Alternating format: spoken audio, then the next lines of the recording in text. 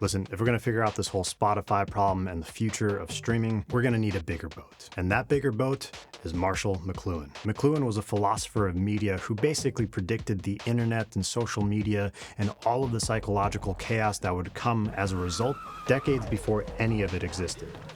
Which, depending on how you look at it, is either deeply impressive or kind of creepy. His most powerful tool was something called the Tetrad, which is a set of 4 questions that you can ask yourself about any medium or technology in order to figure out what it's doing to us. Not just the obvious stuff, but the hidden stuff as well. 1, what does it amplify? 2, what does it make obsolete? 3, what does it retrieve from the past? And 4, when it's pushed to its extreme, what does it reverse back into? And at the end of the video, what we're going to do is we're going to take this weird Spotify analysis and do something a little dangerous. Try and predict what will come after streaming. Now, quick disclaimer, this is not another death to Spotify video. The internet has this covered ad nauseum. So if that's the experience you're looking for, then do not smash the like button and do not subscribe and don't hit the little bell notification below either, or whatever else I'm supposed to say here in order to help my algorithmic discovery. Think of this video more as a music tech memento mori. We don't have to call for the death of anything, we just have to recognize that technology, just like us, is transient. There will be a rise, a peak, and then at a certain point, everything... And here's the thing that McLuhan understood, I think, better than almost anyone. Things in our rearview mirror are not just the things that we've left behind, they are also the things that are coming straight at us. So, let's get into it. This is Chords and Discords. Go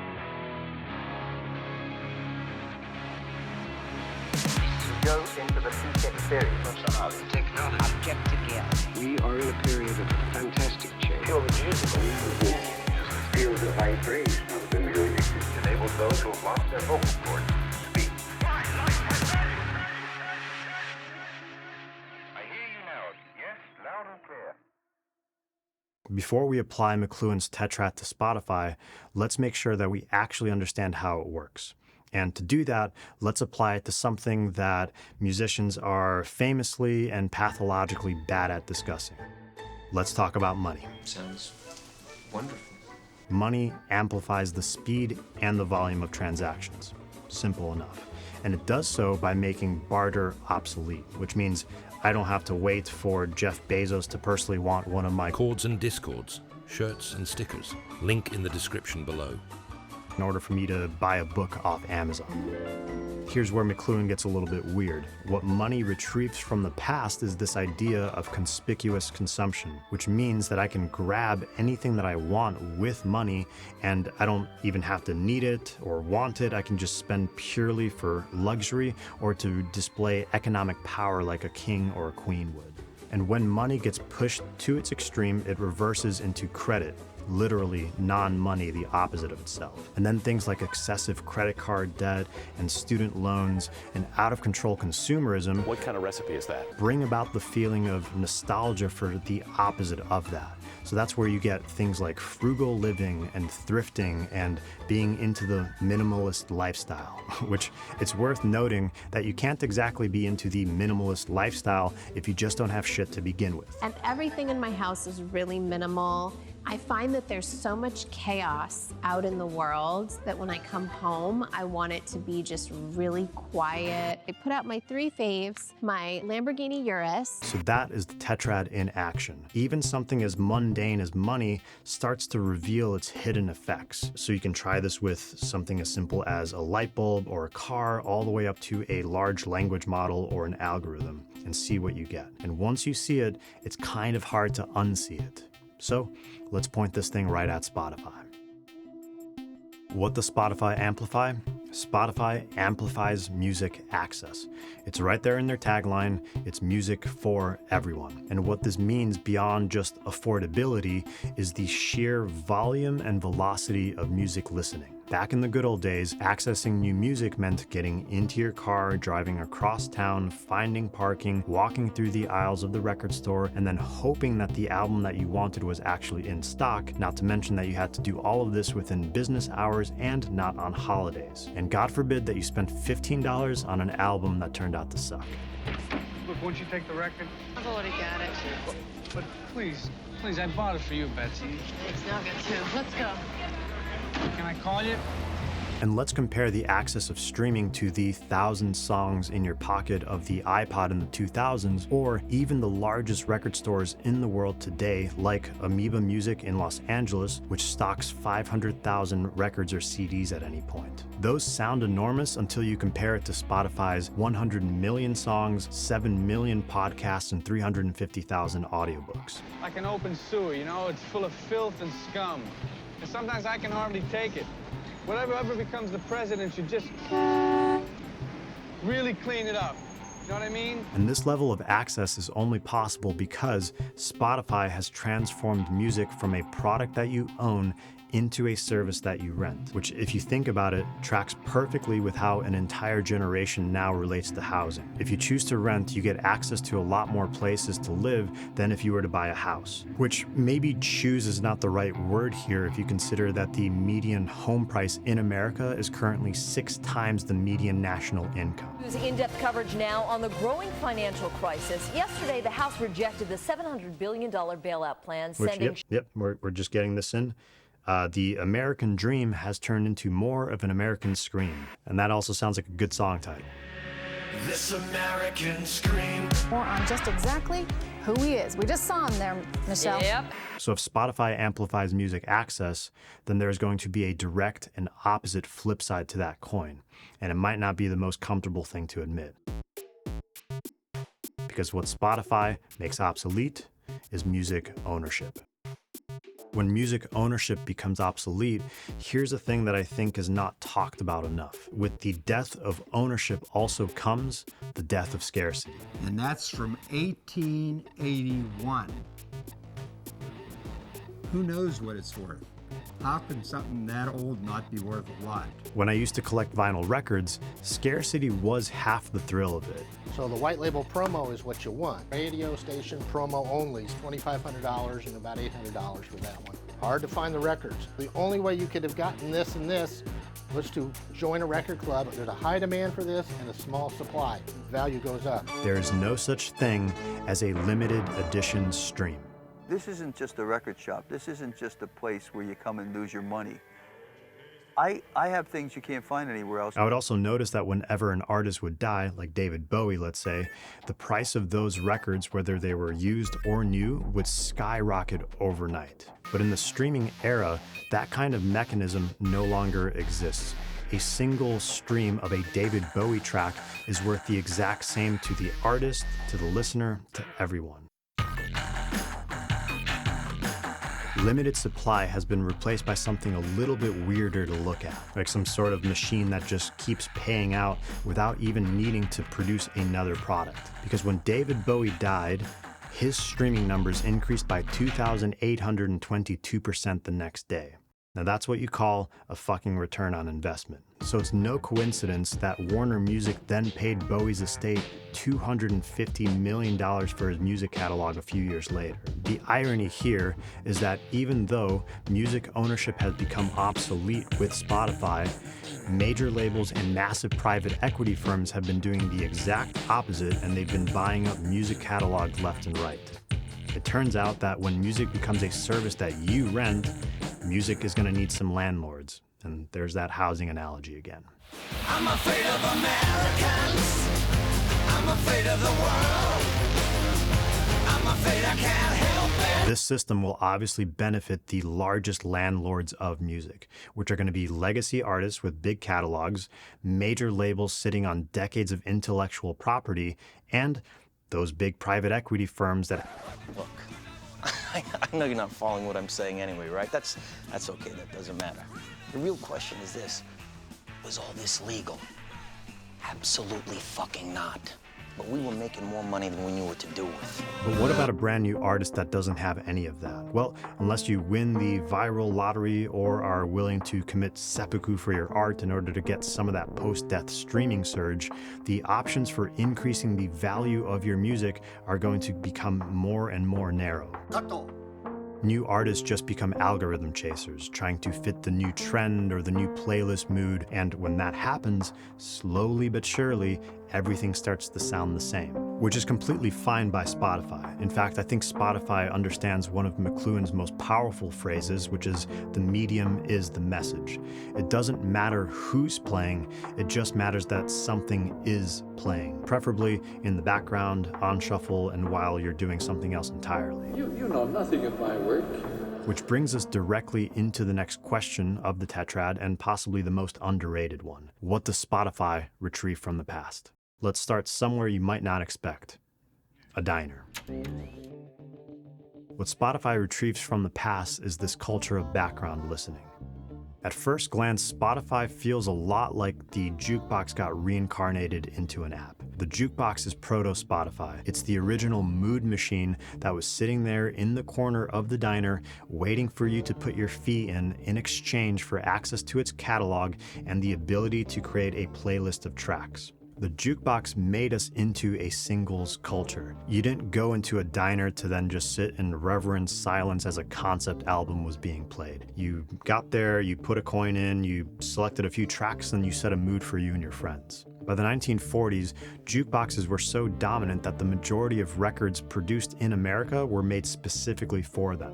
Jukeboxes also amplified music access and made music ownership obsolete because you didn't have to own a stereo or a stack of vinyl to enjoy the latest hits. And coming out of that thing called the Great Depression, most people couldn't afford those things anyway. That was Spotify's entire pitch in the beginning. Why own music when you can just rent infinite vibes for a monthly fee? A singles culture is great for musical discovery, but not necessarily for a deep listening experience. As an example, only hearing Pink Floyd's Another Brick in the Wall Part 2, the song, is like getting one metaphorical brick in the wall, an 81-minute rock opera concept double album that has narratives and themes and collectively holds a lot more meaning to it than any one of its individual songs ever could. Sure, you can throw the individual song on a jukebox and then sing, We Don't Need No Education with your drunk friends, but if you try to put all 26 tracks of The Wall on a jukebox, that will probably clear that bar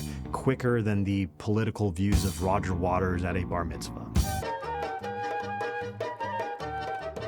So that is phase one of the retrieval. Spotify resurrects jukebox culture, but then the platform needed to grow bigger. Those shareholders aren't going to keep themselves happy. So in search of those larger returns on investment, Spotify time traveled back even further, all the way to the 1920s, to the beginning of recorded music. Enter Thomas Edison, the king of the phonograph. Once he started to try and sell home record players, he ran into a little bit of a problem. People didn't know what the hell to do with these strange new machines. And record players had a really bad reputation with musicians, and even John Philip Sousa, the guy that's behind all those marching band bangers, claimed that the record player was going to be the end of all human vocal cords as we know it.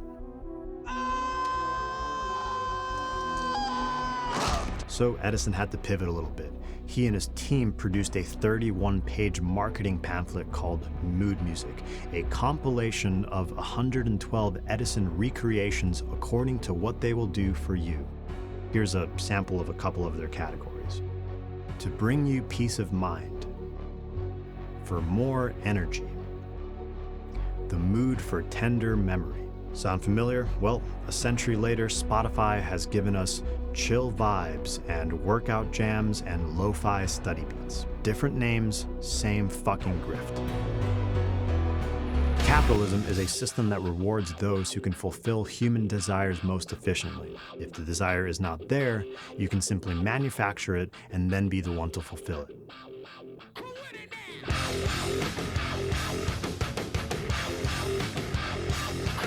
My name is Julian. I'm an AI voice forced by Chords and Discords to read this ad, so that the host could keep his dignity. You have been watching Chords and Discords. This was your decision. Should you have found what you watched to be of value, there are a small number of actions available to you. A subscription, a like, and should the mood take you, a share, delivered to whomever in your life you feel deserves it. For people who listen dangerously. I delivered the message. Now what? Now let's check the second message. Got the message? Both Edison and Spotify arrived at the same core idea. You can maximize your profits by selling music not as an art form, but as a background utility that is there to set a mood and keep you company. So whether it's in the form of a jukebox or peace of mind on a wax cylinder, Spotify retrieves something very old from the past. It's this idea of music as wallpaper. And once you see that pattern, then the final question of McLuhan's Tetrad becomes a little bit more urgent. What happens when this sort of thing gets pushed to its extreme?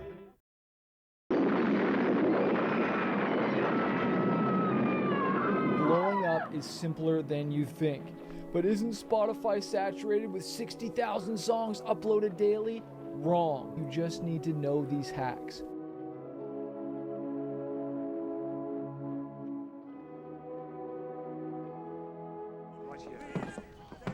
All right, boys, like the captain said, nice and cheery, so there's no panic. Let's use a metaphor to set up this next point. The stream turns into the sea eventually, and the risk of us feeling like we're lost at sea increases as the body of water gets larger and larger and larger.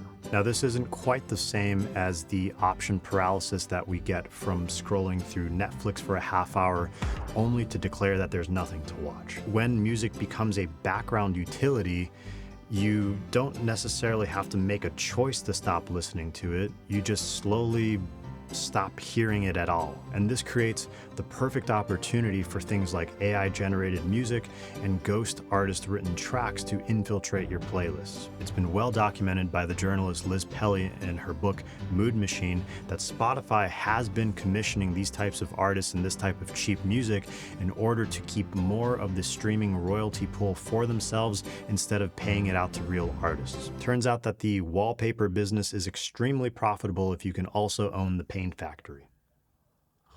And speaking of real artists, when the stream turns into the sea, they're the ones that are going to be hit with this feeling of seasickness, releasing song after song and seeing the numbers move up and the streams increase, but never really knowing whether they're moving forward or not. You can make a pretty fair argument that 99.9% of musicians don't deserve to make a living because nobody is listening to them. But the issue here is even more fundamental.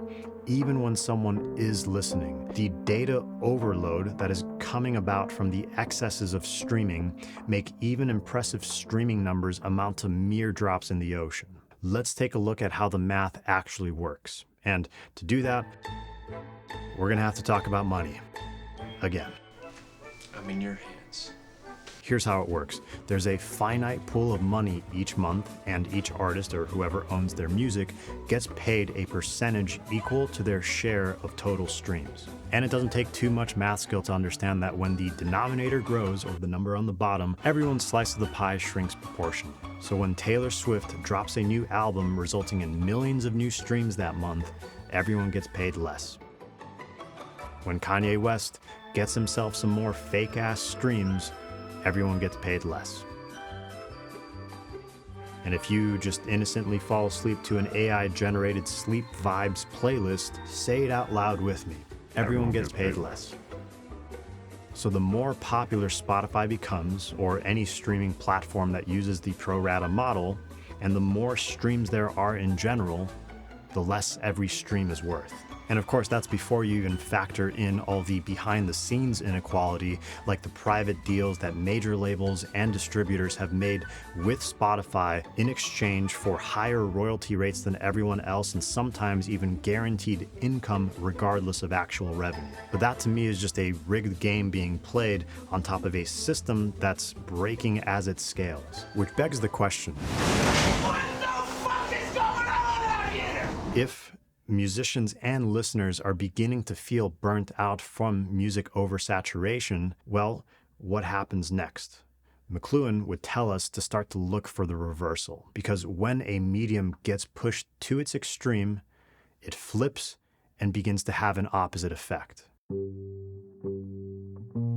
In 2025, vinyl sales hit $1 billion for the first time in the US since 1983, and the market forecast puts vinyl's compound annual growth rate at 9.3% between now and the year 2029. Even Taylor Swift, the undisputed queen of giving the people exactly what they want, has caught on by releasing like a dozen variants of her latest album on vinyl, and was also responsible for like 7% of all vinyl sales in the year 2024. But a more interesting set of stats is this. A recent study found that 57% of Gen Z vinyl buyers and 52% of millennial vinyl buyers don't even own a record player. They're buying records that they can't even play.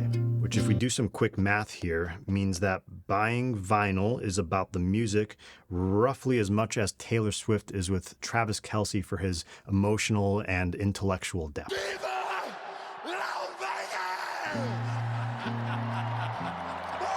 But if looked at through the Tetrad lens, this kind of irrational behavior actually makes total sense. It's nostalgia, which is an emotional reaction to the way that things currently are. It's a nostalgia for the feeling of, this is my record. There are many like it, but this one is mine. But nostalgia is not the answer, right? Going backwards is not the same thing as going forwards. Anything that's going to replace streaming has to come from something new. What nostalgia gives us instead is a blueprint, and it's a blueprint for what the next medium after Spotify needs to look like. Any new medium is going to have to amplify ownership, but probably do so in a digital and flexible form. And let's face it, no one's going to give up the access that Spotify has granted us, because that part is real and actually revolutionary. But what I think it'll make obsolete is access that is granted by a corporate network. Because corporate controlled access, I think, is the root of the problems that most people have with Spotify. It's all the stuff that we talked about in the video. Plus, who could forget the fact that a CEO can take the money generated by your music listening habits and then turn around and use that to lead a $690 million investment in a defense tech startup. Never mind that now. And if Spotify retrieved the culture of background listening, then the new medium will do the opposite. Music back into the foreground. Music as culture and not as wallpaper. And this retrieval is already happening, I think, at small local levels. As an example, there's a place here in Austin called the Equipment Room that hosts omakase vinyl nights. And if it's happening locally, what does that sort of thing look like when it scales? Is there like an early version of MTV in our future? Maybe. But it's worth remembering that even MTV eventually reversed back into its opposite and became the opposite of music television and became whatever the fuck you want to call that. You don't order me what to do! Honestly, tell me what's going on. Which brings us to the risk of all this, right? When we amplify ownership and we make corporate networks obsolete and we bring back music as a culture, then there's going to be a lot of pressure to corrupt that. And we've already kind of heard the intro to that song. It was called the NFT era, where crypto basically turned culture into a casino and disguised itself as some kind of artistic revolution. What I think will happen next will look nothing like that. Less sexy and exciting, and probably feel a lot closer to owning an index fund than online gambling. Anyways, that's a topic for another video. So here's where I want to leave you, less with a prediction and more of an idea. McLuhan told us that the medium is the message, that the form shapes us just as much or more than the content itself, which is why it's so easy to let all the discourse focus on the forms. Vinyl versus CDs, streaming versus physical, Apple Music versus Spotify, product versus service. But don't forget that music itself is a medium, and it's probably the oldest and most powerful one that we have. So if the medium is the message, and music is the medium, then the music is the message. It always has been, and it always will be. And that's what this show is all about. This has been Chords and Discords. Go into the Titanic theory. Object together. We are in a period of fantastic change. Feel the musical. Feels the vibration of the music. Enables those who have lost their vocal cords